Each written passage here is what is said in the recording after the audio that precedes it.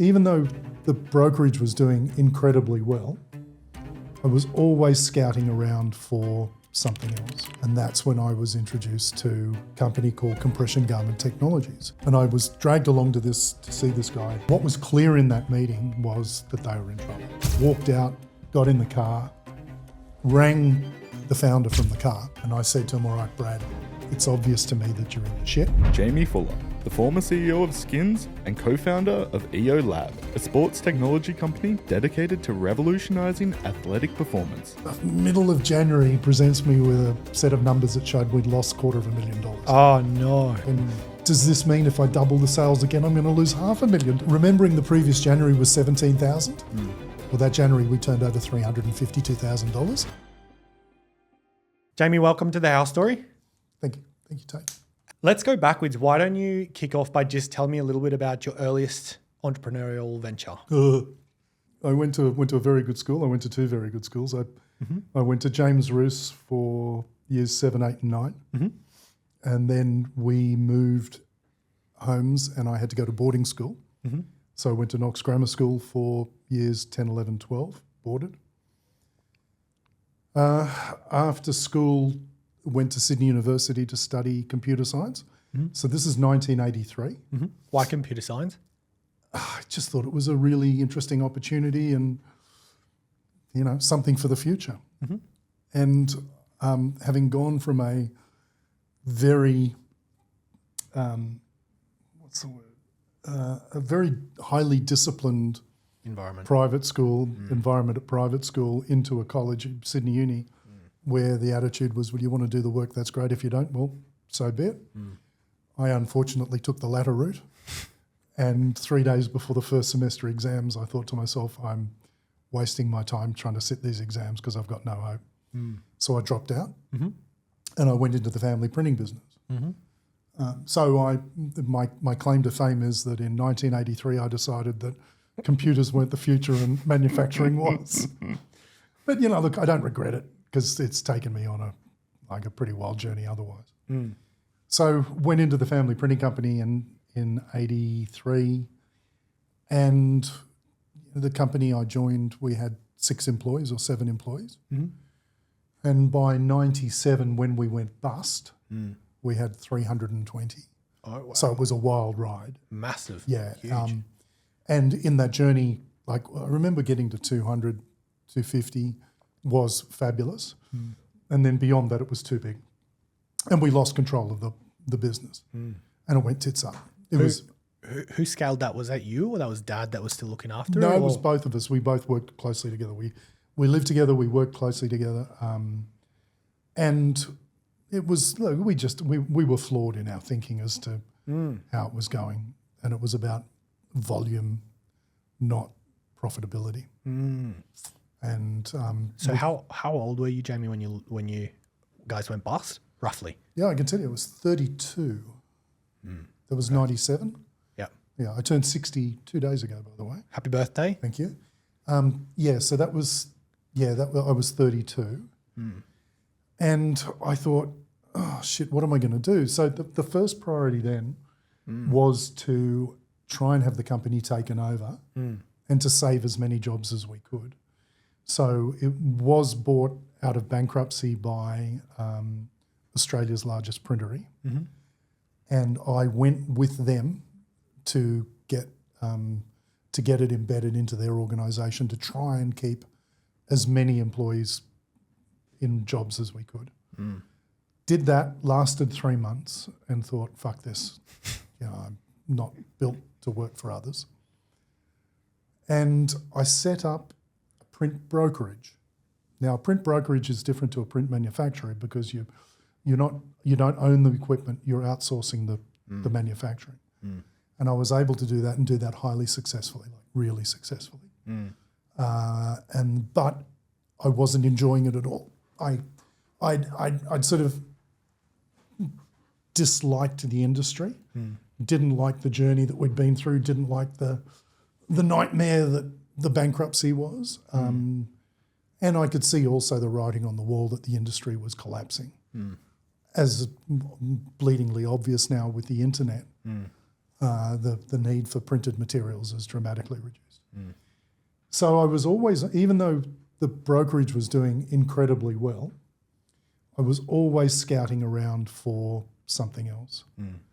And that's when I was introduced to a company called Compression Garment Technologies, which had just launched. So this was now 2002. So I did the brokerage thing for 4 or 5 years. How big did it get?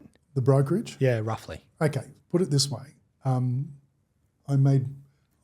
had about five of us in total, 5 or 6 total employees, including myself, and was making far more money than we made in the manufacturing company, whether we had 100, 200, 300 employees. Just highly profitable. Without the responsibility and the need and the risk of doing the physical manufacturing. So I was, and look, everybody likes, when you get on the plane, everybody likes to turn left, right? Yeah, that's clear. right. And don't get me wrong, love the money, but there was a massive hole in terms of fulfillment. So I thought I really need to do something else. And then having gone to meet with this guy who'd founded this company called Compression Garment Technologies and created a pair of tights that did something special. And I was dragged along to see this guy by a buddy of mine because they were pitching me to buy the US rights. And what was clear in that meeting was that they were in trouble. So we had a 2-hour meeting, and I didn't even want to be there. I was dragged to this meeting because my office was over in Strathfield and these guys were in Belrose. And I thought, oh, fuck, I don't want to go all the way over there. So I went over there to shut my mate up, sat down and literally had a 2-hour meeting, walked out, got in the car, rang the founder from the car, sat in the car park and rang him. Yeah, right. And I said to him, all right, Brad, it's obvious to me that you're in the shit. And he said yes, because I could tell. He didn't say it, but you could tell from the body Tone, language and the tone of the conversation. I said, how much do you need and when do you need it? And he told me.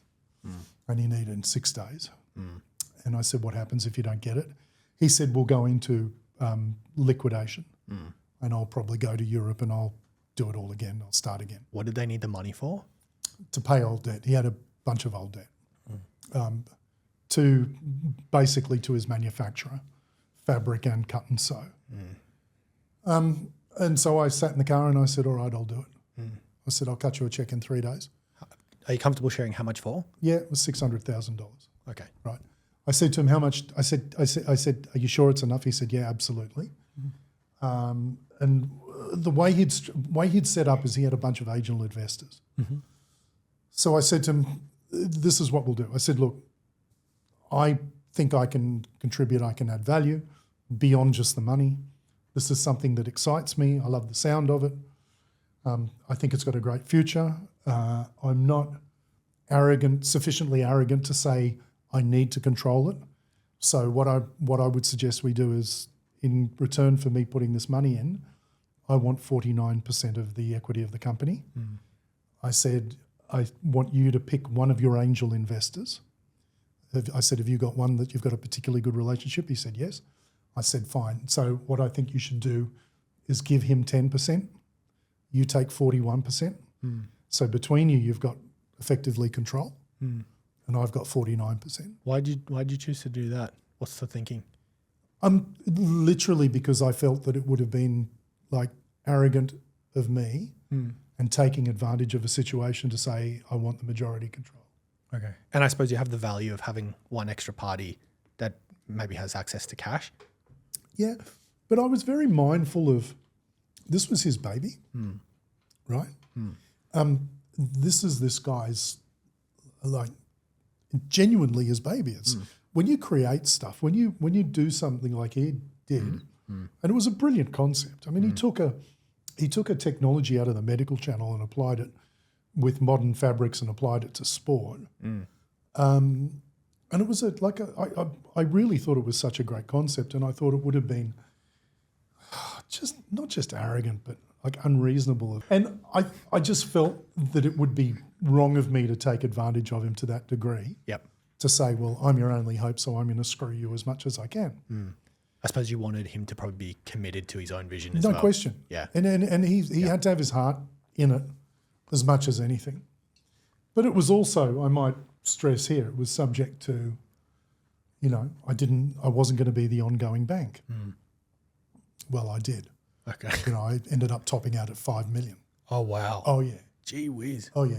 So there were some interesting conversations along the way. And eventually I took the whole thing over and then went looking for private equity, which was another shit fight journey in itself. But it was a fascinating journey with lots of learnings. So you're early 30s at this point? 2002. Early to mid. 37. 30s. Okay. Gotcha. Yeah. And the brokerage business had been sold, or you were No, just tapering it down? I handed it over to my brother Okay, gotcha. because I thought, I've made great money. Yeah. I'm comfortable. I mean, not to the point where I can retire, but where I can now go into the next journey and give it my full attention. Yep. And so then you bought this 41% stake. Where do we go? So 49. 49%, 49. yes. He bought 41. Yeah, he had Yes. 41. I had VC 49. was remainder. So it was just a massive learning curve because when you think about it, I'd come from the printing industry. So I'd never been in sport, never been in textiles, never been in a consumer brand. So that started this enormous learning curve for me, which was exciting and fun. And I don't want to use the word arrogance or hubris, but I like to think I was stupid enough and naive enough to Do that. believe that I could do this and I could learn. So that took me on the wildest ride, which then resulted in, going into a fabulous advertising and marketing campaign, which then blew the brand up, which then got the attention of private equity, which then enabled me to raise a lot of money, albeit under very flawed circumstances, like incredibly flawed circumstances. Did the worst deal I could have possibly done. Then spent a lot of money setting up a global operation, offices in 7 countries, moved the headquarters to Switzerland.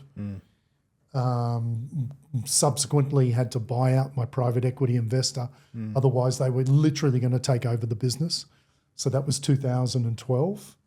Could only do that by borrowing an enormous amount of money out of Japan. Then started the slow train wreck, the spiral and the collapse of the business, which for a number of reasons, including the Japanese partners being a fucking nightmare, my Swiss bankers pulling my facilities after having committed to support me. Then, it was just a nightmare. And so January 2019, I had to put the global operations into trustee and bankruptcy in Switzerland, which then collapsed the whole lot. I feel like we're skipping some awesome stuff here. Can we? Yeah, no, I just want to drill into a few pieces. Go for it because Because there's a lot of shit there. There's so much there, but I feel like there are so many pivotal pieces. Why don't we drill into you bought this piece, this business, you bought your stake, you arrived. What was your first go-to? What was your plan? Because you grew. You mean back in 2002? Yeah, early. Oh, learn. Yeah. Learn. I'm a big believer in, I hate the idea of people coming into businesses. I'm here to make change, and they go chop, hack, cut, when they have no fucking idea what they're doing, right? And you can destroy great DNA that's been built. So for me, it was about, the usual thing, one mouth, 2 ears. Just listen, learn, watch, and contribute and help however I could. And then after a while, and at the same time, I tell you what was a critical piece. I inherited a guy called Graham Arnold. Now, if you're into football, right, soccer, if you're into football, Arnie at that point was Frank Farina's assistant as manager to the Socceroos. Arnie's a former captain of Australia. He's an icon and a god in Australian footballing circles. And until very recently, he was manager of the Australian football team of the Socceroos again. And what was amazing about inheriting Arnie, because Arnie had come on board with the previous regime as a consultant to get the product out to the elite in Australia. And what was incredible was he was able to go into a Socceroos camp, bring product in for all the players. And this was the golden generation, right? This is 2002, 2003, 2004. Unbelievable generation. The Harry Kewells and the Mark Viduka. I mean, just amazing guys. And what was happening is they'd all come into camp, they'd have their skins, they'd go back to their clubs, and the vast majority of them were in the Premier League. They'd go and train. After training, they'd have a shower, they'd pull on their skins, and then you get the Cristiano Ronaldo saying, "What's that?" And then the athlete would be saying, the Socceroo would be saying, "Man, these are awesome, blah, blah, blah." The next thing you know is Ronaldo's got them, right? And so on and so on. And then you've got photos of Ryan Giggs, Cristiano Ronaldo, all these guys appearing in magazines and newspapers with a fucking Great Skins logo down the side. So that was a huge catalyst in terms of awareness and credibility being established. So did it primarily grow organically? No, initially? That was, and I also want to go back to early 2000s where this country was very, very backward in e-commerce. Yes. Right. So it was not about online sales. It was all about doors, right? Rebel Sport, Sports World, all the different chains, Sports Power, going into those chains and getting displays in each store. And so it was crawling. Like every time we got a new door, it was a celebration. And then I'll never forget, I met a guy who had the Australian rights to, it was Saucony, I think. I'm pretty sure it was Saucony. And he said to me, he said, "Look, I know these guys in Melbourne that are just setting up an ad agency in Sydney. Would you like me to introduce? Because they're looking for a client to do a feature campaign with." And I said, "Sure." And then bizarrely, 3 days later, I had a pitch. Some guys come in from, what's that dreadful thing on television? Brand Power? Brand Power, where you get some B-list or C-list celebrity. I'm probably being mean here, but they front up and then it's, they swap the product in and it's like really formulaic and dreadful. Yeah. And they came and saw me and I said to them, "Oh, you're wasting your time, guys. I mean, we couldn't even dream of spending money doing TV." And they said, "Oh, you'd be surprised at how cheap it is." And so suddenly I'm in a conversation with an ad agency and I've got that thought implanted in the back of my mind. And we did a little bit of research and realised actually you can get some really good deals on TV. To the point where these agency guys created the most unbelievable campaign. Like it was absolute magnificent bit of insight and gorgeous creative. I mean incredible content between billboard, newspaper / magazine and TV. And I spent $1 million on that campaign. What? Which was more than we were turning over in sales. You know the old thing, 10% of revenue put in your marketing? Well, I think we'd turned over something like 800 odd grand and I went and put $1 million on the table. What gave you the confidence to do that? Because I knew we had something that was absolutely superb. And I thought... So you were all in. Fuck yeah, I was absolutely burnt the boats. Yeah, but that's the way I am. I once I believe in this and once I go for it, I really go for it. You can't half-ass this shit. When you've got something that's unique, right? If it's just another same old as somebody else, and like it's the 7-minute abs as opposed to the 8-minute abs. I mean, whoop-de-doo, But when you've got something, and particularly with the elite acceptance, not just acceptance but demand, that made me go, okay, let's have a crack. And the key thing was I sat down with the guy who ran our sales team because I brought this guy on board. He was excellent, Hodgie. And Hodgie's first job was to build a national sales team. And after going through this stuff with the brand power and with the ad agency and realising what we could do, I sat Hodgie down and I said, all right, mate, if you can show me a plan that gets us to 250 doors, because I'm not going to go and spend $1 million if people can't go and get the product. That's right. Right? Unlike today, where you just go click, click, tap, tap, you've got it. Well, back then for all you young kids, that didn't happen in 2004, 2005. No. You had to be able to go into a shop. I mean, you could do it, but people didn't. So he sat down and but smart bugger Hodgie, he went to our West Australian rep and said, you've got 10% of the population. I need 250 doors. Can you show me 25 that you can get if we put together this TV and press campaign? And the guy went away and came back and said, yeah, I can get you the 25 doors and these are them. So Hodgie did that with all over the country and came back to me and said, here's the plan. So I said, right, let's do it. And we created this unbelievable campaign with a creative director, a fucking whack job called Jay Furby, creative CD. Unbelievable guy, brilliant guy. Created this campaign and it blew up big time. But I'll tell you something really funny. So at this stage, I'm in absolutely way past my nuts. And I'd also been dabbling on some property development, and I'd thank God I'd pulled off a bit of a Hail Mary on a property deal. And that frankly enabled me to continue to fund this. Wow. And I'll never forget, we went on TV, it was June, July 2005. Yeah, June, July 05. And because I know it was June, July, because we also were involved in Tour de France on SBS. Yes. Right, that was part of the package. And then suddenly, all the way through to the end of 2005, volumes went through the roof. Now, being the incompetent financial manager that I am, I wasn't getting monthly P&Ls or accounts.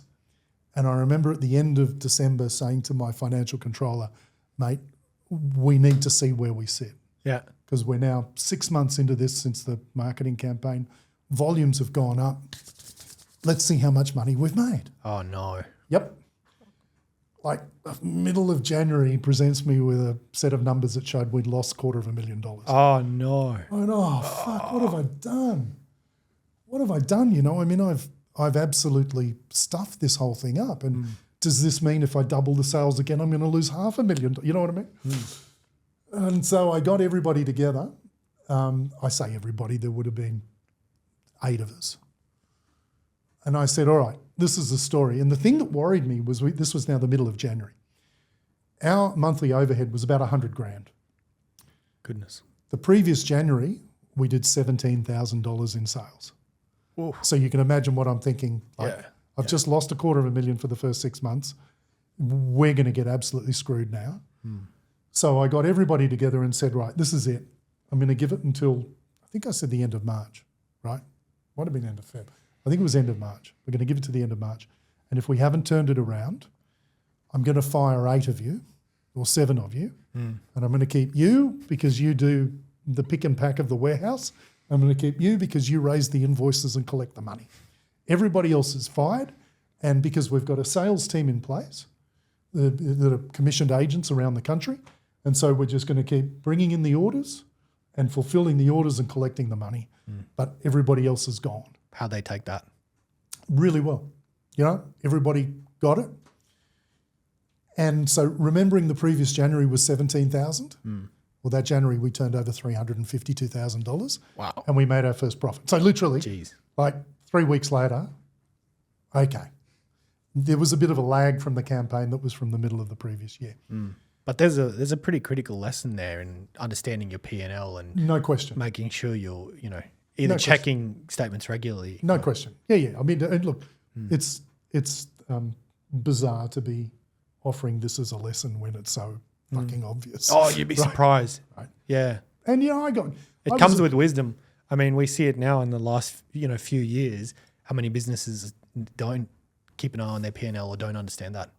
Although having said that now, I don't look at P&L, I look at cash. Yes. Right? It's just cash. Cash is a thing, and my CEO his main thing is cash too. So that's the critical piece to make sure that we don't run out. But anyway, so come the end of January, after we turned over 352 and made a profit, the next thing you know is at the end of February, my head of sales and I were on a plane to London to go and open up our UK operation. I mean, literally flipped from you're all about to be fired to now we're opening up a subsidiary in the UK. And then that started that pretty wild journey. So is it fair to say it was that ad campaign that sent you guys into the next sphere? Changed everything and taught me about the power of brand, which is something that, and I can tell you now, I reckon my estimate would be definitely north of 95%, maybe as much as 97% of people that bought skins and wore skins and used skins neither knew, understood, or even felt the benefit that they got from it. It was all about the brand.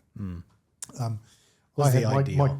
My kids were at school, and I remember going to my son's rugby games, and he was like year 6, and I'd have other parents come and abuse the shit out of me because, you know, I bought little Johnny a $30 pair of tights from Aldi, and little Johnny said, "I'm not wearing that shit. Get me skins," right? And they had to go and spend $140 on a pair of skins, right?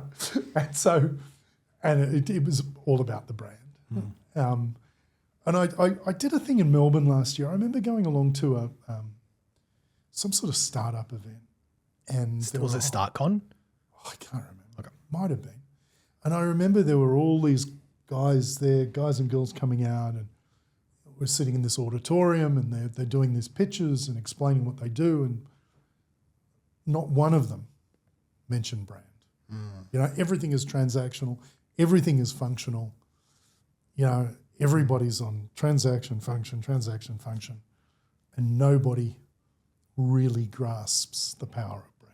Yeah. What do you mean when you say brand? Okay, I'll put it in my terms. When I went to the meeting, my first meeting with the meeting with the ad agency, the new agency, to pitch the TVC, I took along the guy who was my head of marketing at that point. And he'd come from FMCG. And so we sat down, and the creative guy pitched us this campaign called We Don't Pay Sports Stars to wear our products, they pay us. And I'd had a very fixed image in my mind what we were going to get, because the other thing I inherited was Stephen Waugh. So Steve was the face of our brand of skins, when I took it over. And I sort of, in my mind, I could see an image of Steve walking across a cricket field, looking down the barrel of the camera. "Hi, I'm Steve Waugh, former captain of the Australian cricket team. I'm here to tell you about this incredible product that does boom, ba-dum, ba-dum, ba-dum, ba-dum, and it enables you to do bleep, bleep, bleep, bleep, bleep." You know what I mean? Yeah. That was what I expected to see. And I saw something completely different when they pitched We Don't Pay Sports Stars to wear our product. And we had a 2-hour argument, right? My marketing guy, me, versus the CEO of the agency, the creative director. We sat there and we argued for 2 hours. I know that feeling. And my marketing guy kept saying, "But where's the pack?" Right? I mean, typical FMCG, right? I can say that now that I understand, right? But you're not even showing the pack. And I was sitting there thinking, but surely we're not talking about what the product does. And the creative guy said to me, he said, "Jaimie, we're here to make your brand famous, right? We're here to make your brand famous. This isn't about the functional capabilities of the product, but that it does this, this, and this." And we fought for 2 hours. And at the end of the 2 hours, I'll never forget it, he said to me, he said, "Jaimie, frankly, you have no fucking idea what you're talking about," right? He said that. And I said to him, I said, "Yeah, absolutely, you're right." And I loved him saying that, right? I loved, because I'd been involved in being previously in the printing industry, right? Every sycophant and suck ass telling everybody how wonderful they are, what a brilliant idea it is, and then they go away and say, "Well, that's shit," right? This guy put me in my place and put me on the spot. Did you respect him more after Oh, that? fucking oath, absolutely. And I said, "You know, And I was hugely appreciative that he'd said that. And that broke it for me, because I thought, yeah, I absolutely can trust you. And I said, yeah, you're right. I don't know what I'm talking about. I've never created a consumer brand. I've never done advertising like this. I've never done TV. So, yeah, you're dead right. But I said, I'm the fuckwit that's got to write the check for the $1 million to pay for this. Having said that, you guys have argued so vociferously for 2 hours. I'll roll the dice. We're in. And that to me is brand versus function transaction. Now, when they did the print campaign, which was just an absolute piece of pure genius, which was a mega piss take on Nike. We took the Nike swoosh and put it upside down and superimposed it onto the mouth of athletes so they were sneering at the camera. I mean, it was fucking brilliant. With the tagline, we don't pay sports stars to wear our products, they pay us. Then all it took was one little line about performance or function. But when you look at the TVC, I mean, I had people watch the TVC, love the TVC, and they thought this was for football boots. They didn't realise it didn't matter. It didn't matter. It gets the conversation going. It gets you to wonder what this is. You then happen to walk into a Rebel Sport and you see it on the shelf. You take it off the shelf and you look at it. Okay, now I understand what it is. But it's the cut through and the interest level. And so that's what I mean by the power of brand. It's the idea, the community, the people buy the idea of what that stood for. No question. Yeah. And then I've got to say, it would have been 2008, we undertook a really interesting consulting journey with a company out of the UK called Eat Big Fish. There's a guy called Adam Morgan wrote a book called Eating the Big Fish about challenger brands. And they set up a consultancy around this where they'd come in and they'd help you as a challenger brand frame what you do and why you do it and how you do it and incorporate that into the DNA of the brand and everything you do, every touch point. And that was, without a shadow of a doubt, the best thing I've ever done in my professional life was that process. So we brought, 25 people in from all around the world into Sydney, sat down, and over 3 days we completely deconstructed the brand and we rebuilt it. And what was really fascinating was where we landed. Because we had to. The idea is to articulate. Is to articulate what it is you stand for. Why is that so important? Because this is about the brand having a culture, a tone of voice, believing in something, standing for something. It's not a logo. People think that brand is logo, Oh, well, that's a really nice looking logo. No. Brands are much deeper. They've got to mean something. And for us, we articulated at the end of those 3 days as fueling the true spirit of competition. And what happens at the end of 3 days, you then all fuck off back to your countries for 3 months. And then we come back together again. And there were 25 of us who'd been split into 5 groups or 6 groups. And one group was given the task of packaging. One was point of sale. One was ambassador/sponsor relationships. And so everybody was given an area to work in. And we all come back and we pitch internally to the whole group about what fueling the true spirit of competition means in this area of the business, which again was so incredibly empowering, because then you get to not just define but also articulate this. And part of this is about not just the DNA and the culture of the brand, but the DNA and culture of the company and the organisation. And that's when you get to step up to the point whereby people then say, not only do I love this brand, I really want to work there. Right? I want to come and work here. And you then start to attract really great people who believe in what you believe in, because you can articulate that very well. And so it's like an immensely powerful process, and like it was very expensive, but well worth every cent. Why did you decide to go through that process? What was the moment? Take me to It actually was this introduction. This came from my private equity partner, and I must say it was the best part of the best piece of the relationship that we had. Although I love the guy, he and I we're very close, but I got fucked over in that deal, and he did very well. I still call him a mate. I've no hard feelings. I'm pissed off at myself for doing the deal, not at him. And he introduced this because it was an opportunity to take us to another level as a brand, which, like I say, was brilliant. And what was remarkable, that whole fueling the true spirit of competition, just coincidentally was absolutely perfect to the campaign that we'd done 3 years earlier around we don't pay sports stars to wear our product, they pay us, right? If we'd reversed the process, we would have landed exactly where we landed 3 years earlier. So it was quite an interesting thing. And yeah, it was just incredible to be able to do that. And then to create a brand book that then became something that we gave to all our partners, distributors, retailers, so that they could understand more about us. Sponsored athletes. So again, we sat down and we said when we articulated this, and we're talking about the sponsorships, because as a sports brand, you do end up doing partnerships and sponsorships. And we recognised at some point we're going to be in trouble because one of our sponsored assets is going to prove to be a cheat somehow. Probably would be drugs. And so that forces you to sit down and say, well, what are we going to do?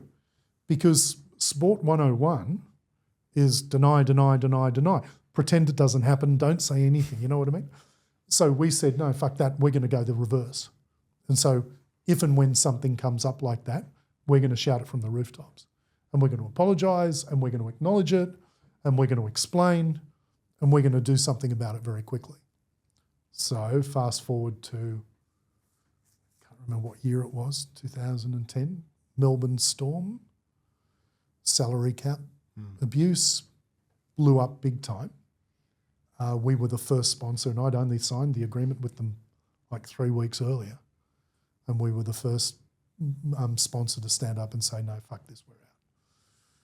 And where we were clever was I went and saw Peter Fitzsimons, right, former Wallaby Herald Journo. I've always enjoyed Peter's writing.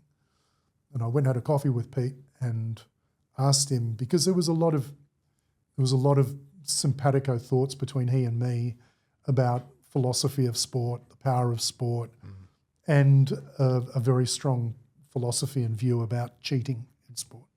So I went and saw Pete and asked Pete if he would write me a manifesto, which he did. He wrote a great manifesto, which sort of set out, put out our table to say this is what we believe in. And what we did was we incorporated that manifesto into every one of our sponsorship agreements.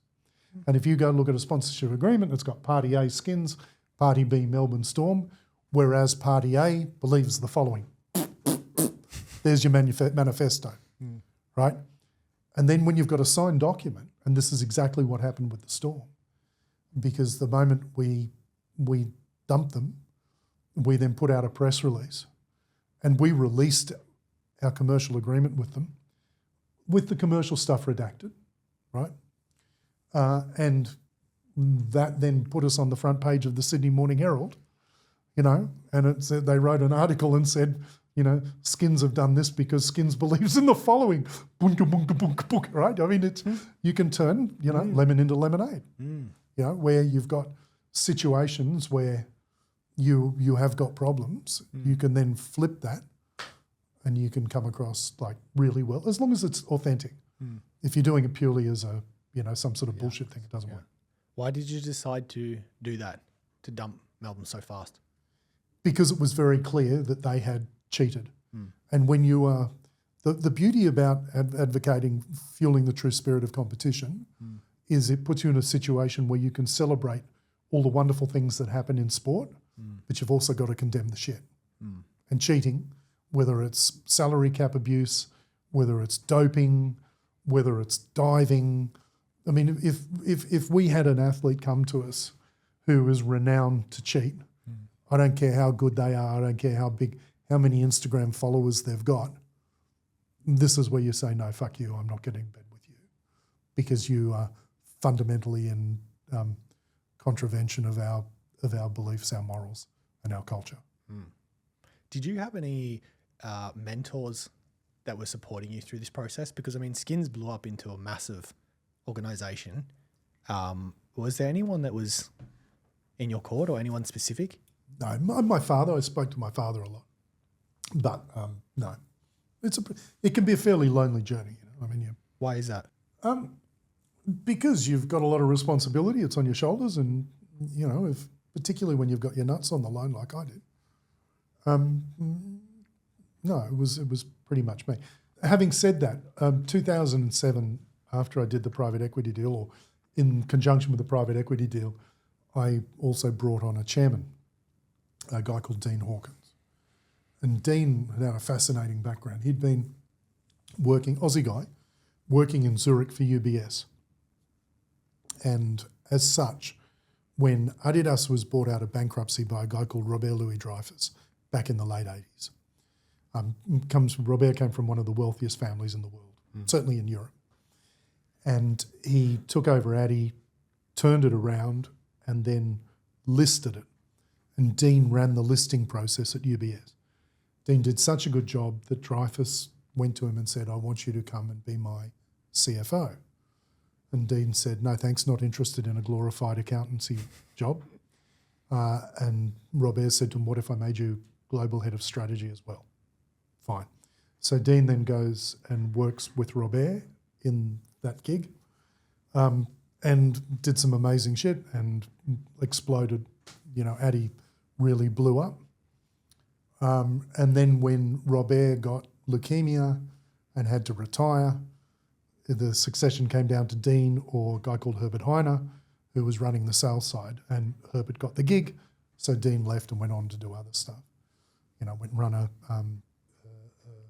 television, like online TV broadcast network out of the UK, and did a whole bunch of really interesting stuff. So I went and convinced Dean to come and chair our board. So Dean was absolutely a great assistance, which is why now that we're in this new part of the journey, he and I have swapped roles, because I was a shit CEO. Right?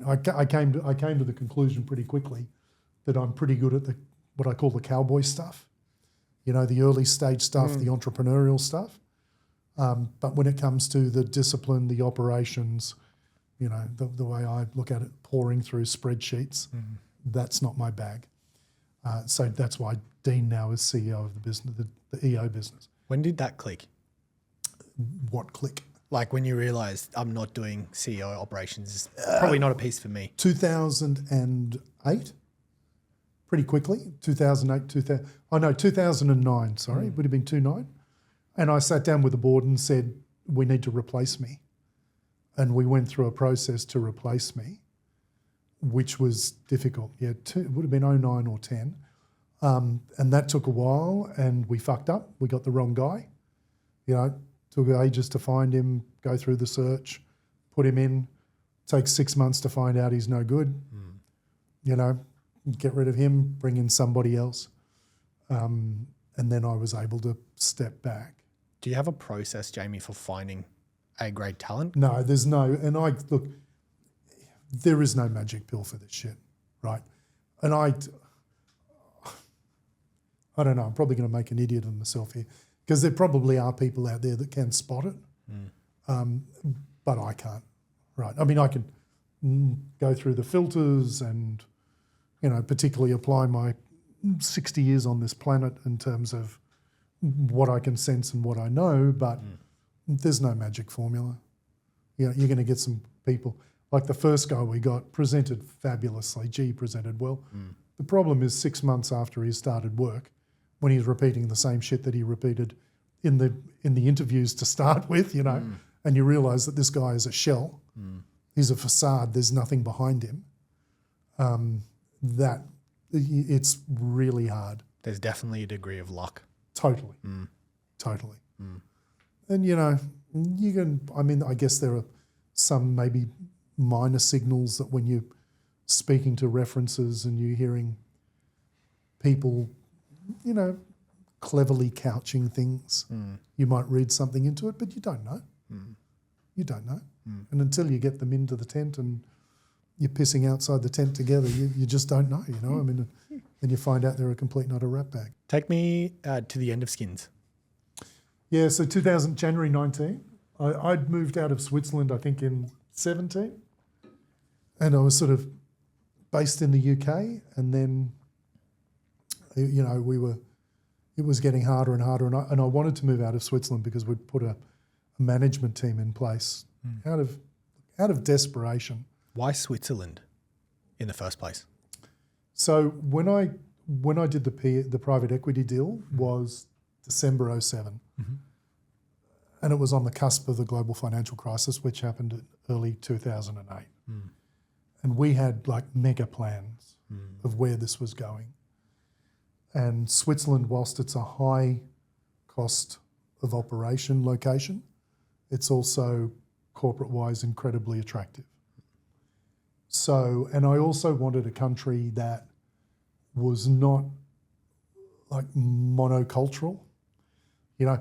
My vision was always to have a brand that resonated globally, that wasn't an Aussie brand doing international sales. I wanted a global brand.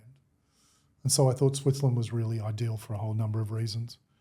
And when we made the decision and did the deal and flipped up the company to a Swiss holding company, and which cost $1 million plus and all the other shit that goes with it, the GFC hits, and suddenly your growth plan, which starts off like this, ends up going like that. Yeah. And before you know it, you're doing your ass. So yeah, it sounded good in hindsight, and we had all the right reasons to do it, but in practical sense. So 2019, I'd actually taken an Airbnb cottage in the north of England, in Leicestershire, on a farm, which was just fabulous because it was all remote. And I'd been done what I could do with my bankers in Zurich, but they were just like smashing me. And I had no choice. And I'll never forget, it was, I think it was the 19th of January or the 11th of January, something like that. And I remember pushing the button and thinking to myself, what's going to happen now? Because the moment you do this, it basically starts the chain reaction, which collapses everything. Yeah. And the problem was lack of visibility, because you don't know what's going on. It doesn't matter where you're located.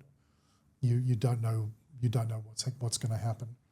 And I remember thinking, if you asked me to predict what life was going to be like, I figured it would be 6 months of a deep funk, of sort of quasi-depression, and then I'd have to come through it. And it took 11 days. And I'll never forget, on the 11th day, I sat down and I had a really hard conversation with myself, just sitting in this cottage in Leicestershire. And it was a simple conversation. It was, if you were talking to somebody in your shoes, what would you say? And I'd say, well, you can feed your family, you can clothe your family, you can house your family, so it's not like we were destitute.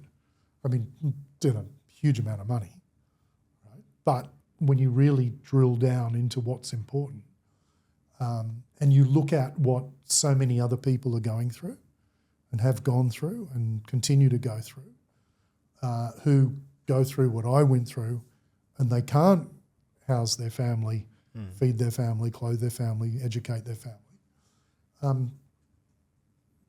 harden the fuck up, right? Put it in perspective. And by the way, you've been chained to this corpse, you've been handcuffed to this corpse, because that's what it was like for the last 4 years of this slow death spiral. Now you're free. You can do whatever you want. And I woke up on the 12th day and suddenly the whole fog had lifted and I could see and I was clear and so I say 11 days of pure shit. And I might add, I was on my own because my wife and my kids were back in Australia. So that it's a good and bad thing. I think it was, in some ways it was bad because I didn't have their support with me at the time. But in other ways, it was good for me. And I think if I had to do it again, which, fuck, I have to do it. Touch wood, I don't. But if I had to go through it again, I'd probably want to be on my own again. And what do you think led to the downfall? So, number of things. Was there anything that we can learn from? No, look, the big thing is the deal that I did with the private equity in the first place.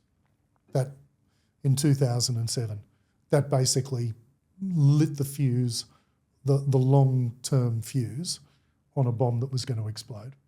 And in 2012, out of desperation, I had to borrow a huge amount of money. And it was that debt that crushed the business. But I also might add, I came away with a very clear understanding that what we did in 2002 was incredibly innovative. After that, it wasn't at all. Our levels of innovation were fuck all. And when I look at what we do today, and I look at, because the biggest learning I've taken for where we are today is when somebody says to me, describe in 3 steps why Skins was as successful as it was. It's simple. Number one, we had a technology that nobody else had. Now, it wasn't proprietary, but we were the only product that incorporated that technology to enhance circulation, to deliver oxygen to muscles, to improve performance, right? So number one, we had a technology. Number two, we had elite athletes, didn't want our product, they needed our product. And number three, we could tell a story. So those 3 basic steps. Each one of those is gold. Fucking absolute gold, right? Total In the gold. way that you said them. Total gold. And that's why when I look at what we do today, which is we develop products and devices and technologies that elite athletes not only want, but they absolutely need, right? So step 1, step 2. Then, armed with a reasonable budget, tell a story. And you bring the brand into play. And that is pure gold. The difference today is, back then, we were a compression garment product company. And to go outside of compression is very difficult. So we tried to go into loose fit. But then what are you going to engineer into it that's going to be revolutionary and new? Well, there's nothing, right? Whereas now, we have a set of guide lines, the rules that set our innovation strategy. And so number one is, does it deliver a tangible benefit to the elite athlete? Number two is it proprietary and innovative? Not interested in doing another GPS tracking device to take on Catapult. Forget that, right?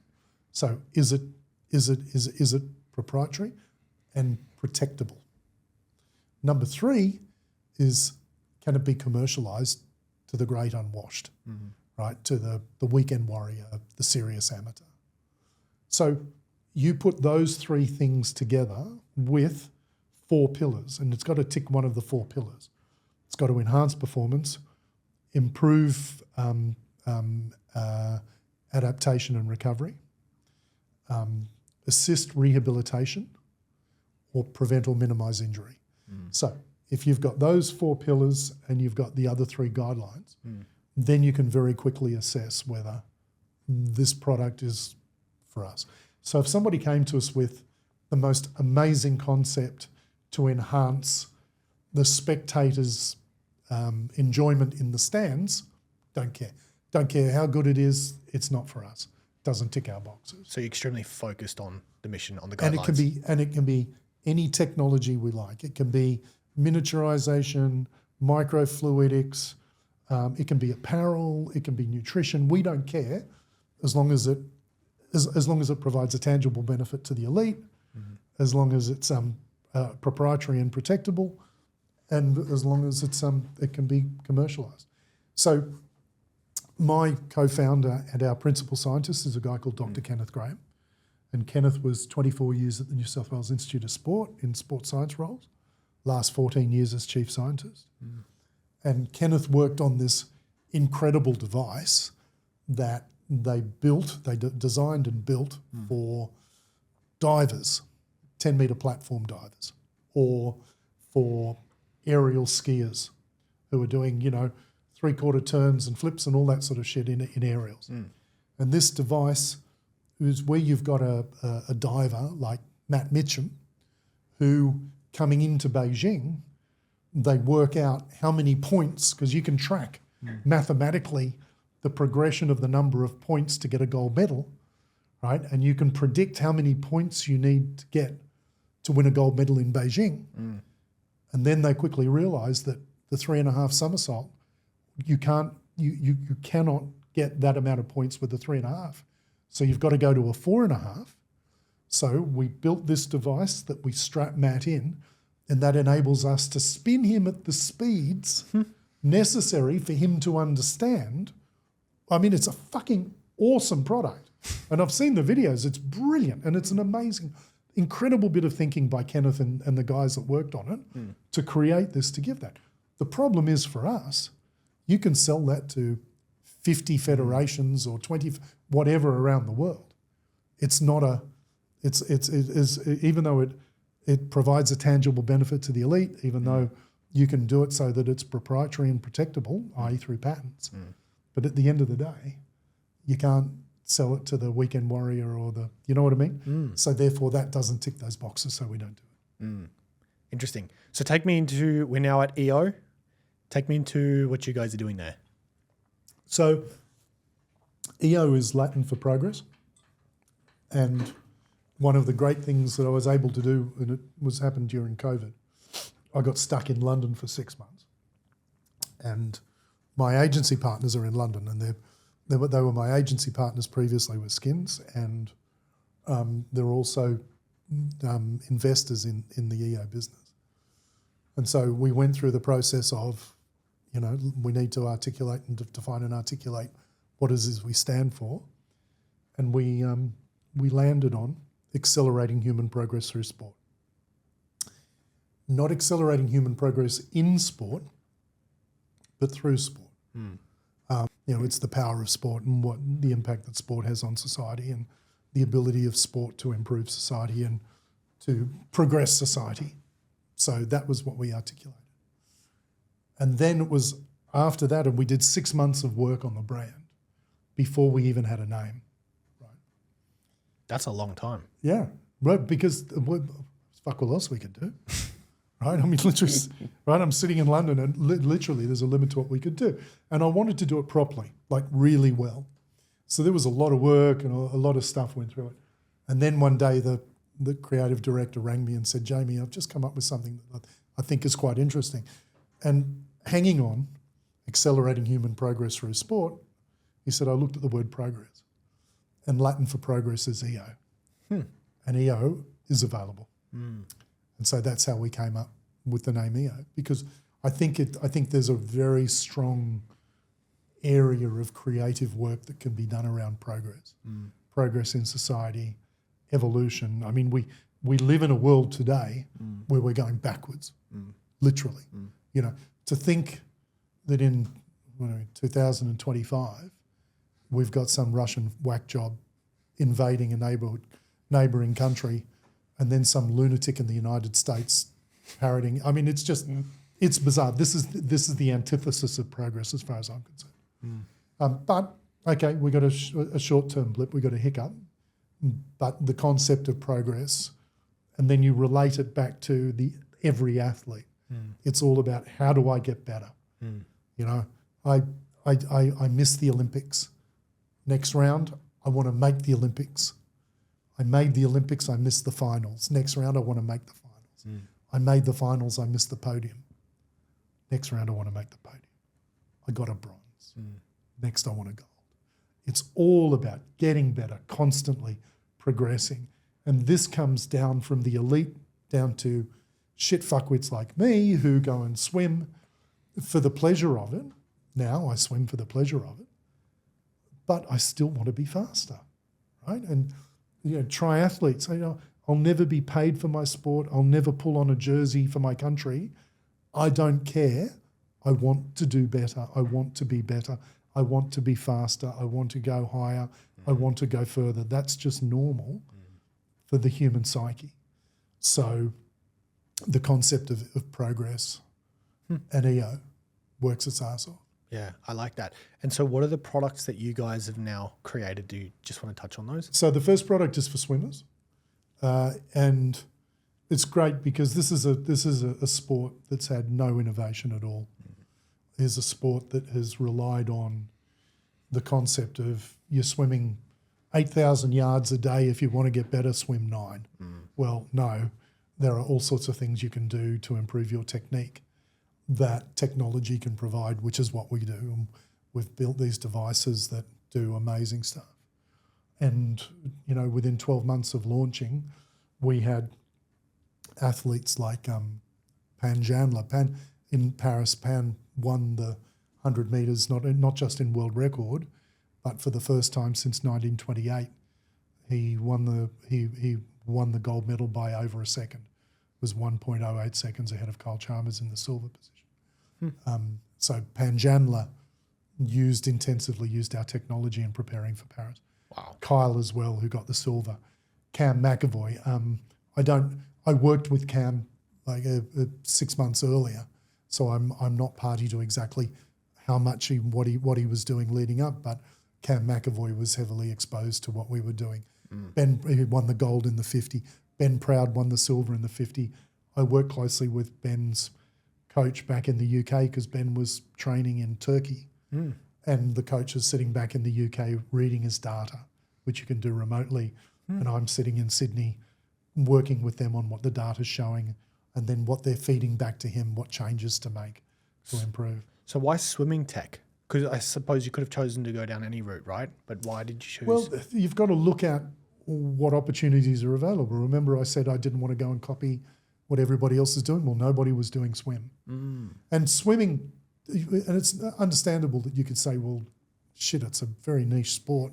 Not many people swim, which is and by the way, the people that do swim don't like to spend money. And when you're considering these things start at $1,000 a pair and then go up, it's a very reasonable statement to make until you then think about triathletes, because the triathlete is the holy grail of a sports participant in terms of demographic, money they spend, their comfort level with technology, the amount that they spend on their bikes and other accessories on site. I mean, it's awesome. And frankly, we couldn't have done what we've done with our technology if we were restricted just to the swim channel. We have to have the triathlete channel to go after. And so how have you gone about growing this business? It's primarily organic because it's the pyramid, and at the top of the pyramid sits your Olympian, and then below it you've got your what I'd call your university squad swimmer, and then below it you've got the club swimmers. So, and it's all about the guy at the top or the girl at the top who is the influential one. And again, it's the same principle for the whole business. It's about getting into bed with the elite, being able to tell a story, not just the normal Coca-Cola, photo of Cristiano Ronaldo holding up a bottle of X, and then you swap that out and put a mobile phone in there. I'm Cristiano Ronaldo, and I endorse ... You've got to have something that's got authenticity behind it. And so it's about that relationship with the elite. So I've spent the last 2 years almost exclusively working closely with the best athletes in the planet in swimming and triathlon, and their coaches.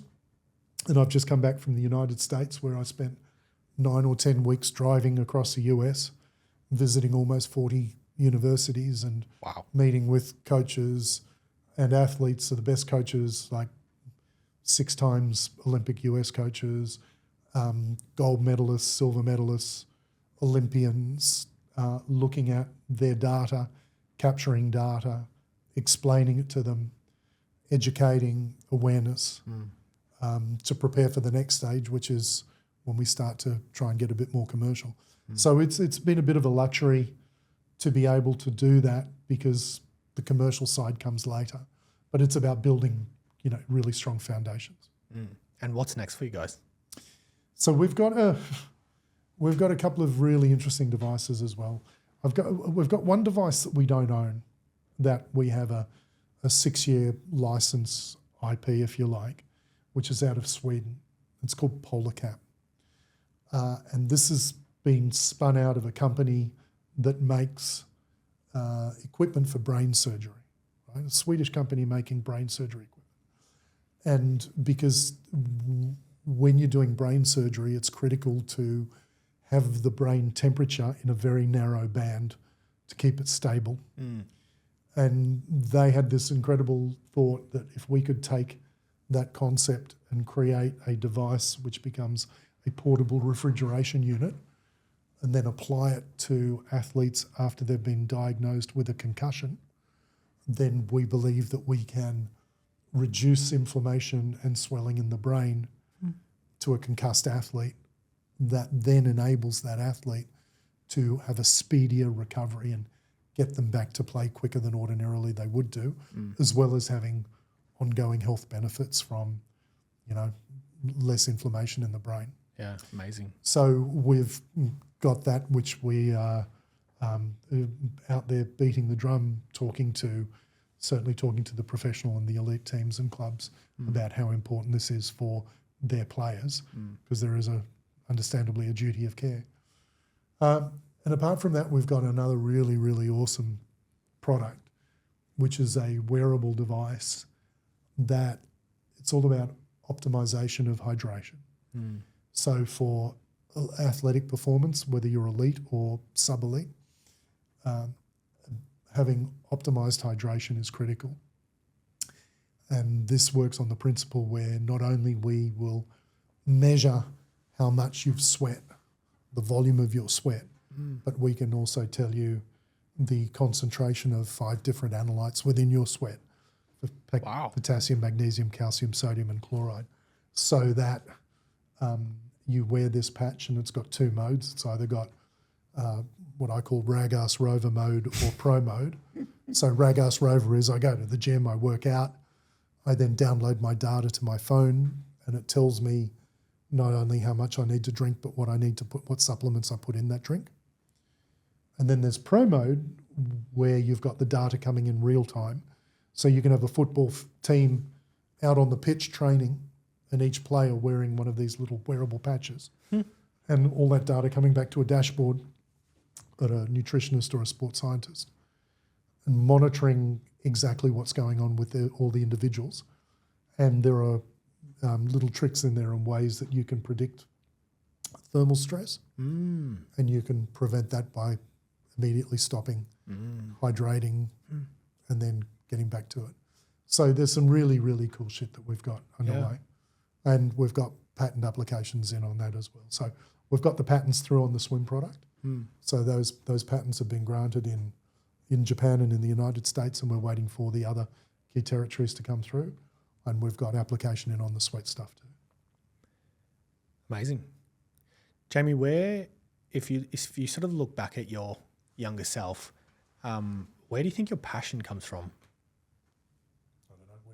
Where does any? I mean, it's nature and nurture, isn't it? I mean, how much of it comes through? How much of it comes through the chromosomes and the DNA, and how much of it comes through the lived life? I know I like to think that I'm reasonably empathetic and compassionate, and I have a reasonably strong sense of right and wrong. Doesn't mean I'm always on the right side of that argument, but I like to think I know when I'm wrong, and I'm not afraid to admit it. But for me, there's an element of justice, right? But justice versus injustice, and a strong believer in the concept that the strong should protect the weak. And do you have any advice that you'd give to your younger self, looking back? No. Seriously, there's just the joy of the journey is the learning. You got to make the mistakes. I think, look, the only advice I'd give would be brave. Don't be scared to fuck up. Right. I see a lot of people who live by fear. You know, what's that great line from Strictly Ballroom? A life lived in fear is a life half lived. You know, I absolutely believe in that. You know, I'm not religious. You know, we've got one life. Fucking go to the max. Enjoy it. Experiment. Play. Have fun. You know, work-life balance is an interesting concept. I don't yet know if I believe in it because my work-life balance is life is work, work is life. And I hope I don't end up a bitter old man without friends and hobbies because it's only about work. But I mean, the other great thing I see today is, like I said, I've just turned 60, and some of my earliest memories are when my grandfather was 60. Fuck me, he was an old man, and I can't reconcile me with him. And so that idea of, you know, 60 is the new 40. I'm a big believer in that. Jaimie, thank you so much for coming on. Thanks, Tate.